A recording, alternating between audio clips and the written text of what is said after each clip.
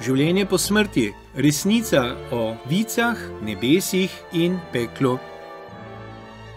Pekel, resnica verujočih. Glej, danes sem položil pred te življenje in srečo, smrt in nesrečo.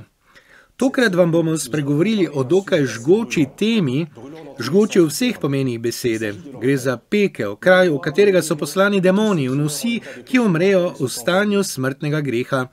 Na drugem Lionskem koncilu 1274. beremo, da duše tistih, ki umrejo v stanju smrtnega greha, gredo takoj v pekel. To je starodavno prepričanje o cerkvi, ki ga izpričuje že sveti Klemen Rimski v 1. stoletju. Ta apostolski oče je rekel, če bomo izpolnjevali Kristusovo voljo, bomo prejeli večni počitek, če pa bomo njegove zapovedi prezirali, nas nič ne bo moglo iztrgati večni kazni. Pekel, resnica, ki ji oporekajo.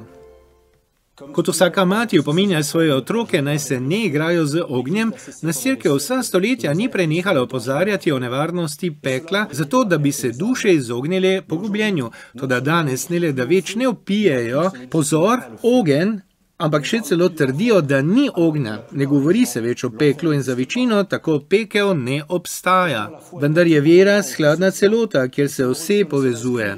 Če odvzamemo eno od resnic, se vsa zgradba zamaje. Saj, če pekel ne obstaja, zakaj nas je prišel Kristus odrešiti? Kaj je bilo tako hudega, da se je z nebes spustil sam Božji sin in umrl na križu? In zakaj misionarji prepotujejo celine in oceane, da bi oznanjevali oddaljenim narodom? Zares, če ni pekla, čemu služi odrešenje? V tem primeru je naša vera prazna. In neizogibna posledica je, da bi iz cerkve napravili zgolj človekoljubno nevladno organizacijo ali zasebni klub nostalgikov nad preteklostjo. Kajti na vse zadnje, če naše delo ni več namenjeno odrešenju duš, se je potrebno z nečim zaposliti. Pa vendar je v evangeliju, naj še tako zanikamo njegov obstoj, pekel ni nič manj resničen.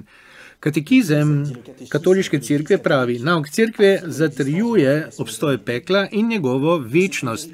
To je verska resnica, ki jo jasno potrjujejo evangeliji. Da, Kristus ga večkrat omeni, ko govori o večni kazni. O peklenski dolini, kjer njegov črv ne umre in njegov ogenj ne ugasne, ali o najzunanjejši temi. Kristus ni imel namena vznemirjati in vzbujati strahu, ko je omenjal vse te strašne kazni. Hotel je, da se človeštvo zave nevarnosti, v katero drvi, če se loči od Boga. Kajti Bog je izvir življenja. Če se od njega ločimo, povzročimo svojo smrt. Bog nas je ustvaril z ljubezni in za ljubezen. Cilj tega življenja je odgovor na Božjo ljubezen do nas. To je čas milosti, ko nam Bog ponuja roko in to vse do zadnje ure. Toda, če zavrnemo njegovo usmiljenje in se dokončno ločimo od njega, potem je pravično, da nas prepusti nam samim, kajti takšna je naša volja. Človekova odgovornost pri odrešenju ali pogubljenju. Po smrti človekova volja ostane zavedno v stanju, v kakršnem se je nahajala tik pred smrtjo. Kdor je umrl obrnjen k Bogu, ga bo vso večnost lahko zrl. Kdo pa je umrl v zavračanju Boga, se ne bo mogel več vrniti k njemu. Razumeti moramo, da se vse zgodi tukaj in sedaj in odrešenje ni nekaj samodejnega. Možnost, da se človek pogubi, je resnična. Ljudje zavračajo misel o obstoju pekla, ker ne morejo povezati misli na večno kazen z Božjim usmiljenjem. Toda ni vse odvisno od Božjega usmiljenja.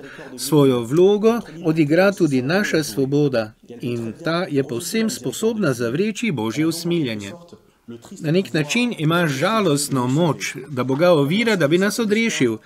Kot je učil sveti Avguštin, Bog nas je ustvaril brez nas, toda brez nas ne bo odrešil.